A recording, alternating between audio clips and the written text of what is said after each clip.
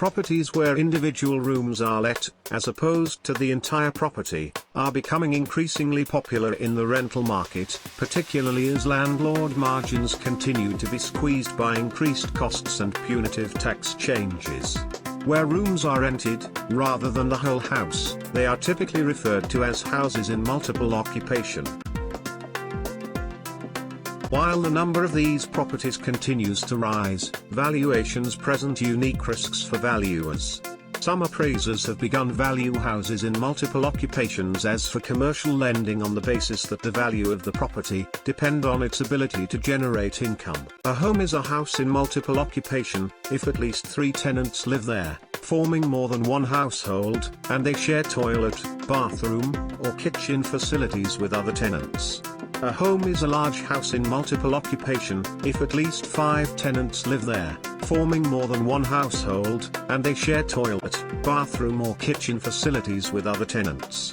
A household is either a single person or members of the same family who live together.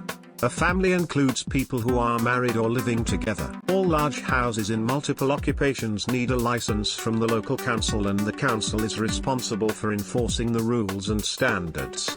The landlord must meet certain standards and obligations and take the necessary actions to correct any problems. Since many rogue landlords and poor quality properties are found in the rented room market, the government and local authorities are keen to ensure that standards are raised, and the rules are under constant review.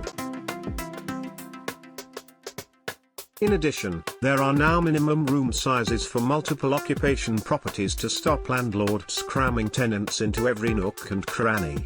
With more properties now needing a license to let rooms, the rules specify the size of the rooms classed as sleeping needed to meet a minimum size requirement.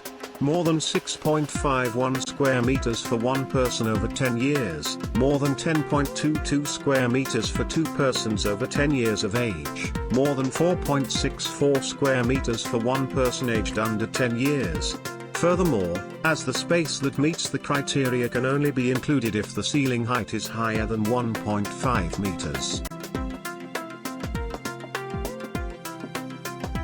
Although there are national rules for multiple occupations which require a license, there are also local rules, and a local authority can apply for additional and selective licensing.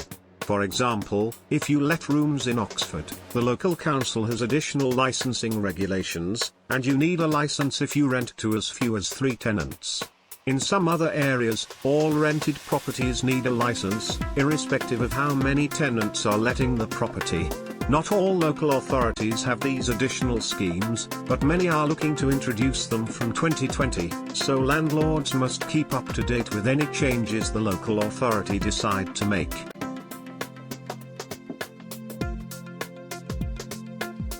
Licensing houses in multiple occupation is complicated when it comes to whether a license is needed or not. It can be even more complex because it is subject to many more health and safety rules and regulations than ordinary homes. If you are happy to maintain your house in multiple occupation, here are the 5 essential checks to make. Do you have a license via the national or local authority? Are the electric and gas safety certificates up to date? Are the fire safety measures being adhered to, and shared areas are free of clutters so tenants can escape in an emergency? Have you carried out right to rent checks on all tenants, and are you doing regular checks? Is there enough space for tenants to put out their rubbish? Otherwise, you could be liable for tens of thousands of pounds, or more, for breaching the letting rules and regulations. If you have found this video useful, please like, share and subscribe for more videos, and write your comments or questions.